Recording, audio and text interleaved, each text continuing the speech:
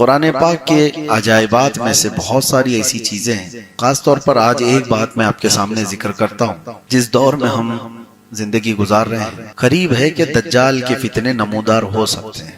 دجال کے آنے کے اوقات قریب تر بتائے گئے ہیں، لیکن اس میں ایک چیز یہ بھی ہے، ایک علامت یہ بھی میں آپ کو بتاؤں، دجال اس وقت ظاہر ہوگا جب اس کے بارے میں ذکر کرنا چھوڑ دیا جائے گا، یعنی علماء بیان کرنا بند کر چکے ہوں گے، اویئرنس نہیں ہوگا۔ اسی لیے جب تک دجال کے بارے میں بیداری قائم رہے گی، امید یہ ہے کہ وہ ظاہر نہیں ہوگا۔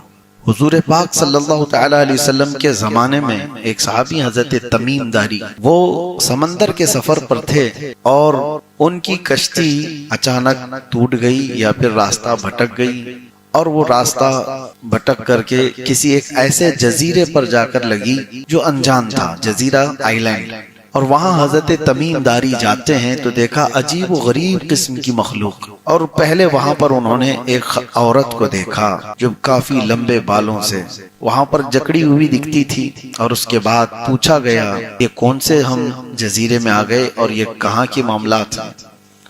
تو پھر حضرت تمیم داری کو لے جایا گیا اندر ایک جگہ پر، ایک شخص کے سامنے، وہ بڑی بھیانک شکل کا وہاں موجود تھا۔ تو اس نے حضرت تمیم داری کو پوچھنا شروع کیا کہ تم کہاں سے آئے؟ عرب سے آئے؟ پھر حضرت تمیم داری نے کہا میں عرب سے آیا ہوں، آخری رسول آ چکے محمد صلی اللہ تعالی علیہ وسلم۔ حضرت تمیم داری نے کہا ہاں میں ان کا غلام ہوں۔ پھر اس شخص نے نشانیاں پوچھی، وہ کون تھا؟ وہ دجال تھا جو ایک جزیرے میں قید ہے۔ حضرت تمیم داری سے اس نے اور بھی کچھ نشانیاں پوچھی، یہ طویل حدیث ہے، لمبی حدیث ہے، میں آپ کو شارٹ میں بتا رہا ہوں۔ کہا کہ دریائے تبری کا کیا حال ہے، فلاں کا کیا حال ہے، فلاں چیز کیا کس کیفیت میں ہے۔ تو آپ نے جب بتایا حضرت تمیم داری نے یہ فلاں کیفیت میں ہے، یہ فلاں حالت میں ہے، تو اس نے کہا بس ابھی اور تھوڑا وقت باقی ہے میرے آنے کو۔ پھر آپ اس جزیرے سے صحیح سلامت واپس عرب آ گئے، اور رسول پاک صلی اللہ علیہ وسلم کی بارگاہ میں انہوں نے اپنا واقعہ پورا سنایا۔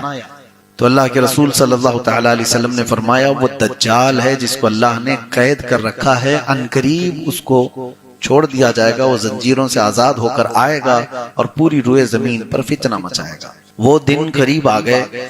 اب سوچو 1400 سال پہلے حضرت تمیم داری رضی اللہ تعالیٰ عنہ جو صحابی رسول ہیں، انہوں نے دیکھا یہ اللہ کا یہ نظام تھا جو ظاہر کرنا چاہتا ہو اللہ تعالیٰ، جس کی وجہ سے حضرت تمیم داری کا ادھر جانا ہوا اور اس کو دیکھنا ہوا اور واپس آ کر خبر دینا ہوا۔ اس کے بعد رسول کریم صلی اللہ تعالیٰ علیہ وسلم ہر وقت یہ دعا فرماتے تھے اللہم انا نعوذ بک من فتنة المسیح الدجال، اللہ ہم تیری پناہ مانگتے ہیں مسیح دجال کے فتنے سے۔ تو یہ دجال کا فتنہ ظاہر ہونے کے قریب ہے۔ اس کی علامات جو بیان کی گئیں وہ تو بڑی علامتوں میں سے تو ایک یہ ہے کہ وہ پوری دنیا میں سچ کو جھوٹ ثابت کیا جا رہا ہوگا اور جھوٹ کو سچ بتایا جا رہا ہوگا۔ کیا یہ میڈیا دجالی نہیں ہے؟ اس کے لیے ہم کہتے ہیں دجال، یہ عربی لفظ ہے دجل سے، دجل کہتے ہیں دھوکہ دینے والے کو، سچ کو چھپانے والے کو، یہ دجل و فریب جس کو کہتے ہیں، اسی سے دجال ہے، بہت بڑا دھوکہ دینے والا۔ وہ ہے شیطان لیکن وہ خدا بن کر کے لوگوں کے سامنے آئے گا، وہ اپنی ایسی ایسی چیزیں دکھائے گا کہ آسمان سے بارش برسا کر، زمین سے سبزے اگا کر، بلکہ مردے کو وہ زندہ کر کے بھی دکھائے گا۔ ایک بڑی آزمائش ہوگی تمہارے سامنے، اگر مردے کو کوئی زندہ کر کے دکھائے کیا کہو گے؟ ایمان کا بڑا اس وقت کٹھن امتحان ہوگا، اور حدیث پاک میں وہ اپنے ایک ہاتھ میں جنت اور ایک ہاتھ میں دوزخ لے کر کے چل رہا ہوگا، دکھائے گا، اور اس کی جنت میں ہریالیاں، باغیچے سب کچھ ہوں گے، اور جہنم میں آگ اگل رہی ہوگی، اور وہ کہے گا جو مجھے مانے گا میری جنت میں، جو مجھے انکار کرے گا میں اپنی دوزخ میں ڈال دوں گا۔ لیکن فرمایا گیا حقیقت میں اس کا الٹ ہوگا، وہ دجال ہے حقیقت کو چھپانے والا، جو اس کی جنت میں جائے گا وہ حقیقت میں اللہ کی دوزخ میں جائے گا، اور جس کو وہ اپنی دوزخ میں ڈالے گا وہ حقیقت میں اللہ کی جنت میں جائے گا۔ تو وہ دجل اور فریب سے کام لینے والا۔ میں نے یہ ذکر اس لیے چھیڑا کہ ہمیں پناہ تو مانگنا ہے، لیکن ساتھ میں ایک وظیفہ میں بتا رہا ہوں۔ اللہ کے رسول صلی اللہ تعالی علیہ وسلم نے ارشاد فرمایا جو روزانہ سورہ کہف کی شروع کی 10 آیتیں تلاوت کرے گا اللہ اسے دجال کے فتنے سے محفوظ فرمائے گا۔ یاد تو کرنا ہوگا، ہر مسلمان کو چاہیے۔ 15ویں پارے میں سورہ کہف ہے، الحمدللہ الذی انزل علی عبدہ الکتاب ولم یجعل لہ عوجا، یہاں سے وہ پورا صفحہ ختم ہو جاتا ہے 10 آیتیں۔ یہ اگر یاد ہوں تو فرمایا گیا دجال کے فتنے سے اللہ اس کو محفوظ رکھے گا۔ باقی آپ کو میں بتاؤں، ایک ہی دورے میں وہ ایران سے ہو کر گزرے گا، ابھی ایران کا بڑا ذکر چل رہا ہے، اور حدیث پاک میں فرمایا گا اصفہان، ایران میں ایک علاقہ ہے اصفہان، اس کو اصفہان بھی کہتے ہیں، اصفہان بھی کہتے ہیں۔ اصفہان ایک مشہور علاقے کا نام ہے، آپ نے اپنے ممبئی کے جید ولی کامل حضرت بہاؤالدین شاہ بابا کے نام سنے ہوں گے، وہ بھی اصفہانی ہے۔ بہاؤالدین شاہ اصفہانی سنا ہوگا۔ اصفہان ایران کا ایک شہر ہے۔ رسول پاک صلی اللہ تعالی علیہ وسلم فرماتے ہیں صرف وہاں سے اصفہان سے 70,000 یہودی اس کی جماعت میں شامل ہوں گے۔ 70,000 کے قریب لوگ اس کی جماعت میں شامل ہوں گے۔ اب اس حدیث پاک کے روشنی میں دیکھا جائے تو اصفہان میں یہودی کب ہوں گے، کیسے ہوں گے، اب اللہ بہتر جانے، لیکن اس کا ذکر ہے تو ہوں گے، اور دجال آئے گا تو ایک بڑی جماعت۔ اور دوسری ایک اور روایت ہے کہ اس کی فوج میں کثرت سے عورتیں ہوں گی، اس کی فوج میں کثرت سے عورتیں ہوں گی۔ عورتوں کو کوئی بھی بابا آج ٹھگ لیتا ہے تو دجال کیوں نہیں ٹھگے گا؟ ہاں، یہاں سارے باباؤں کے پاس بھیڑ اگر کسی کی ہے تو کس کی ہے؟ عورتوں کی ہے۔ سارے مسئلے جو ہے نا عورتوں کو ہی ہے، اور یہی ان کی حرکتیں انہیں دجال کے فتنے میں ملوث کر دیں گی جو آج یہ کر رہی ہیں عورتیں۔ چھوٹی چھوٹی چیزوں پر ان کو باباؤں کے چکر لگانے ہیں، ان کو اپنے مرد کو مٹھی میں رکھنا ہے، شوہر کو گھر میں رکھنا ہے، بچوں کو فرما بردار بنانا ہے۔ ساری چیزیں ٹھیک ہے، ہر چیز بابا کے گنڈے اور تعویذ سے نہیں ہوتے۔ اور کتنی عورتیں ایسی ہیں جو اولاد کے لیے بیٹا چاہیے، بیٹی چاہیے، اور پتہ نہیں کیا کیا چاہیے، اس سلسلے میں وہ بہکتی چلی گئی۔ کتنے تو ایسے ہیں جو ہمارے سامنے بھی آ کر کے تعریف کرتے ہیں، فلاں بابا بہت پہنچے ہوئے ہیں، اور اس لیے ہم ان کے پاس جاتے ہیں۔ پھر چند سالوں کے بعد پتہ چلتا ہے کہ اس نے ان کو ہی پہنچا دیا۔ معاذ اللہ رب العالمین۔ کتنے لوگوں کی عزتیں لٹ گئیں، کتنے وہاں پر برباد ہوئے ہیں۔ یہ چھوٹی چھوٹی جگہوں پر جب یہ بہک جا رہے ہیں تو آپ سوچو دجال تو ریئل کر کے دکھائے گا، یہ تو خالی وعدہ کر کے بھیجتے ہیں نا۔ تمہارے 100% بنگالی باباؤں کے وہ اخبار میں آتے بھی ہیں، ایڈ آتے ہوئے دیکھتے ہوں گے، 100% ریزلٹ ہے، 110 بھی آتے ہیں۔ تو یہاں تو صرف ان کے دعوے ہیں کہ نوکری پکی ہے، طلاق بھی پکی ہے، محبت بھی پکی، عداوت بھی پکی، سب ان کے پاس دعوے ہیں، لیکن دجال تو سامنے ریئل کر کے دکھا دے گا۔ بعد کی بات نہیں، ابھی دیکھ لو، بارش برس جائے گی، سبزہ اگ جائے گا، مرا ہوا آدمی زندہ کھڑا ہو جائے گا، زندے کو وہ مار بھی دے گا، موت دے دے گا۔ یہ ساری چیزیں دجل کہلاتی ہیں۔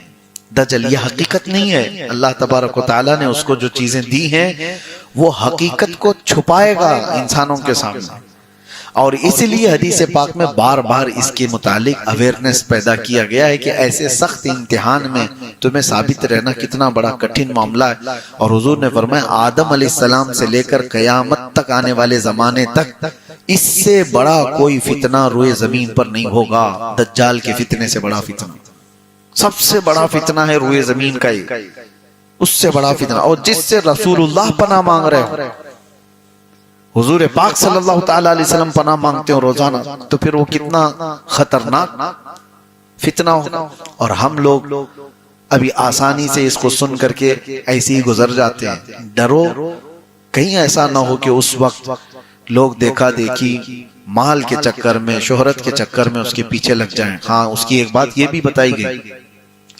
مال چاہیے تو وہ بھی اس کے پاس ملے گا، فیم چاہیے وہ بھی اس کے پاس ملے گا، پاور چاہیے، تخت حکومت، وہ بھی اس کے پاس مل جائے گا، بہت جلدی جلدی وہ چیزیں دے دے گا۔ تو ان تمام چیزوں کے جو بھکاری ہیں وہ بہت جلدی چلے جائیں گے، پیسے کے، پاور کے، شہرت کے۔ یہ خواہشات جس کی ہیں وہ دجال کی فوج میں آٹومیٹک شامل ہو جائیں گے، اور جن کو آخرت کا ڈر ہوگا وہ بچے رہیں گے، اللہ تبارک و تعالیٰ کا خوف ہوگا، وہ بچے رہیں گے۔ باقی یہاں تو ہزاروں کو آپ دیکھتے ہیں، ہم کوئی تھوڑے سے بھی پیسے بانٹ رہا ہو تو اس کے یہاں تو بھیڑ لگی جاتی ہے، کوئی اگر پاور دینے کی بات کرے تو اس کے پاس آگے پیچھے تو گھومنے والوں کی قطار لگی جاتی ہے۔ تو دجال کے ساتھ جب یہ سارے آفر مل رہے ہوں تو کتنے لوگ جا رہے ہوں گے؟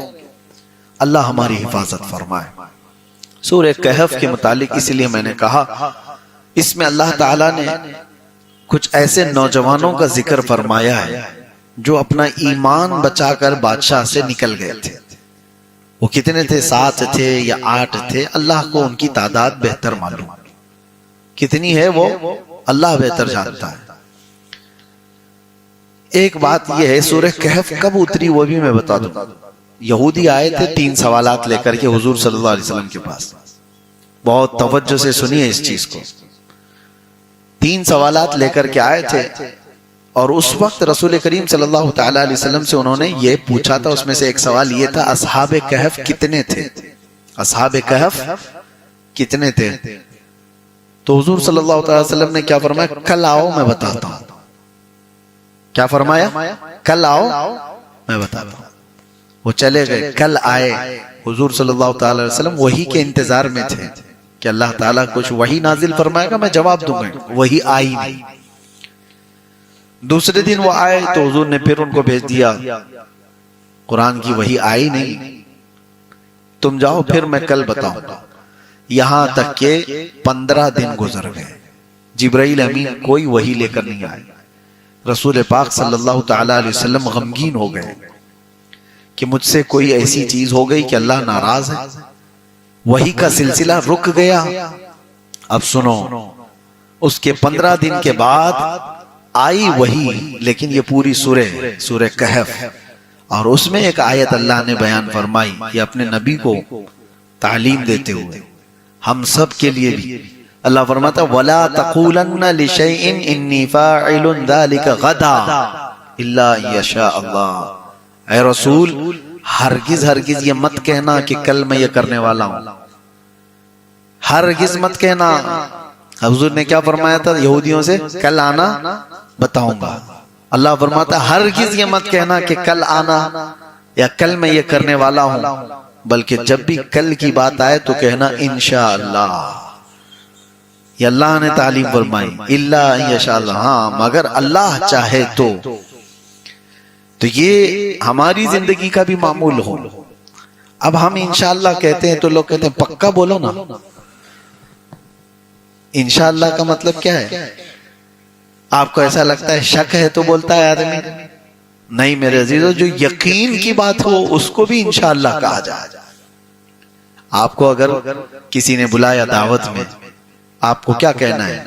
ہاں میں انشاءاللہ آؤں گا۔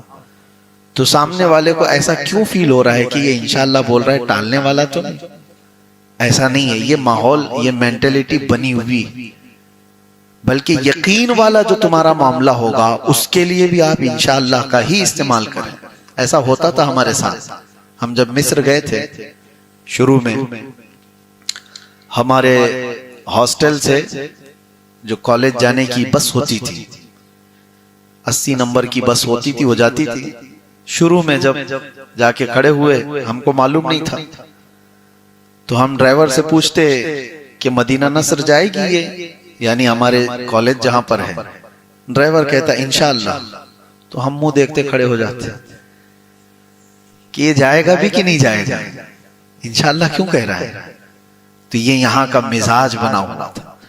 اور وہاں عربوں کا حال یہ ہے کہ یقین والی چیز بھی اس کو جانا ہی ہے، وہاں پر وہیں جانے کی بس ہے، اس کے باوجود بھی وہ کہتا ہے انشاءاللہ باذن اللہ۔ یہ مسلمانوں کی عادات میں سے ہے، صفات میں سے ہے۔ ہمارے والد فرمایا کرتے تھے انشاءاللہ کہنے کے سلسلے میں ایک آدمی گھوڑا خریدنے جا رہا تھا اور 50,000 روپے لے کر کے نکلا تھا.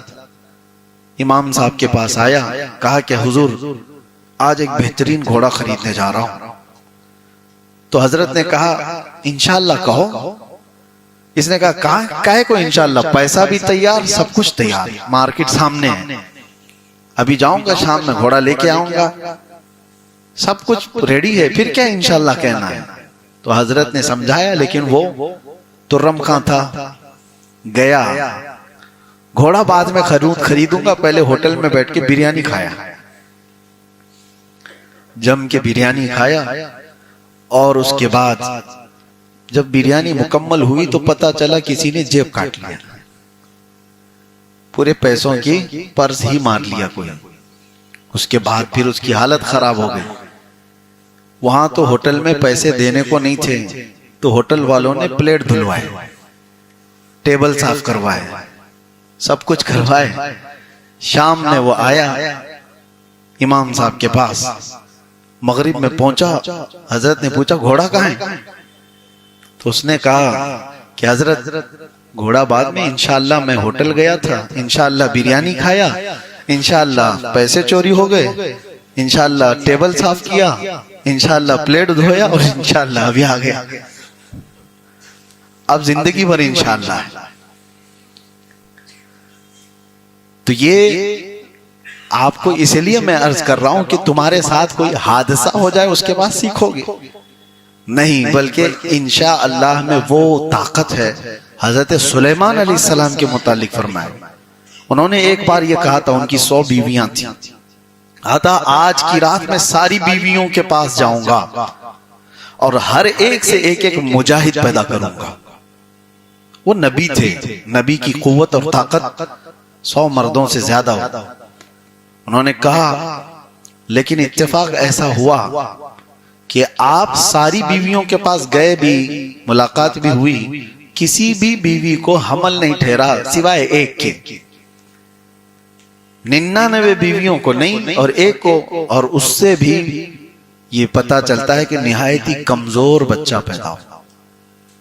اور پھر رب تبارک و تعالیٰ کی طرف سے تلقین تعلیم کرتے ہوئے سلیمان علیہ السلام کو کہا گیا کہ اگر تم جانے سے پہلے انشاءاللہ کہے ہوتے, ہر بیوی سے تمہارے مجاہد ہی پیدا ہوتا. نبیوں کے لیے تعلیم ہے تو پھر عام لوگوں کے لیے کیا ہے. تو سورہ کہف جو اتری وہ بھی اسی بات پر آئی تھی. بہرحال اللہ تبارک تعالیٰ نے اس میں 7 نوجوانوں کا ذکر کیا, یا 8, جتنے بھی تھے, وہ 7 تھے یا 8 تھے, اللہ کو ان کی تعداد بہتر معلوم.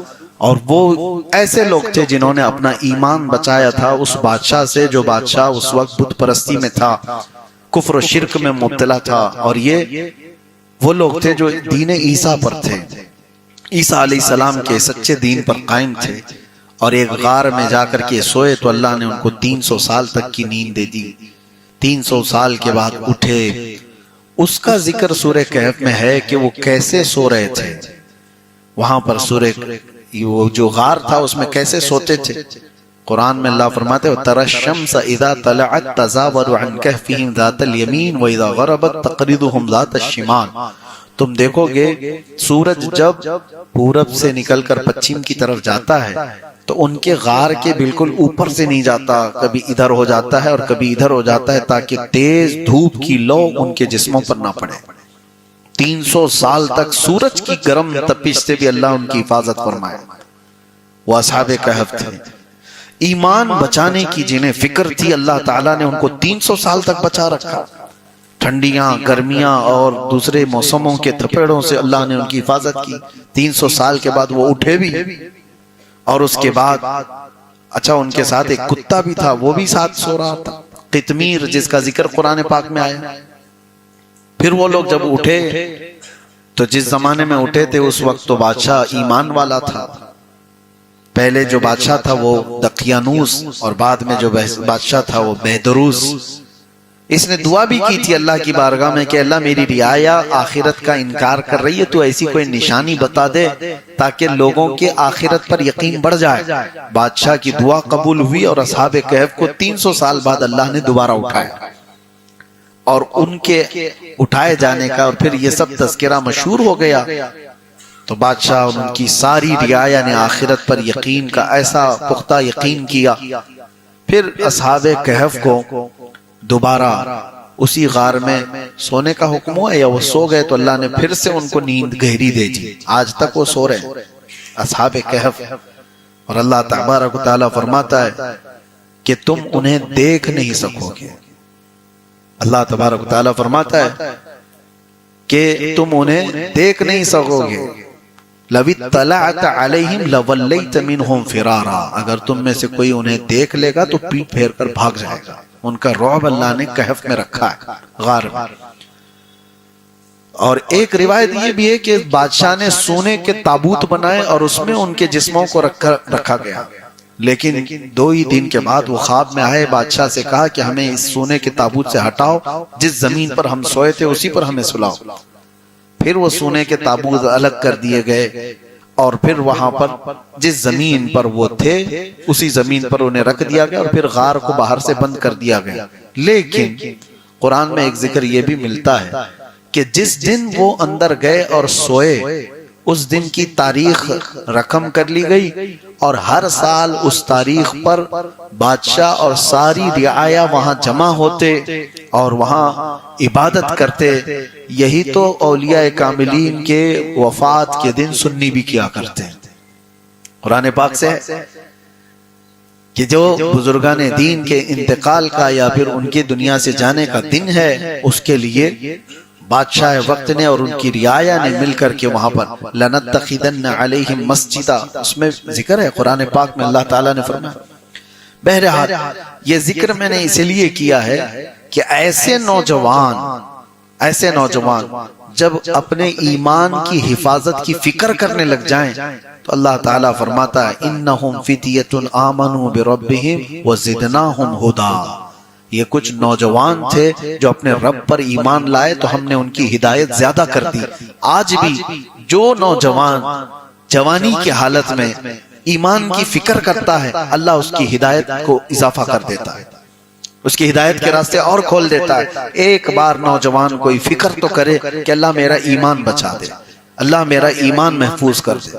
سیریسلی یہ تو زبانی نہیں کہہ رہا ہوں, سیریسلی اگر کسی کو فکر ہو تو رب تبارک و تعالیٰ اس کی ہدایت کے راستے اور کھول دیتا ہے, بچنے کے راستے بہت بنا دیتا ہے اور اس کی ہدایت کے راستے اتنے ہوتے ہیں کہ وہ خود اندازہ نہیں کر سکتا. اللہ کریم ہم سب کو صراط مستقیم پر چلائے اور ہدایت پر گامزن رکھے. مولا کریم دجال کے فتنوں سے ہماری حفاظت فرمائے. وآخر دعوانا الحمدللہ رب العالمین.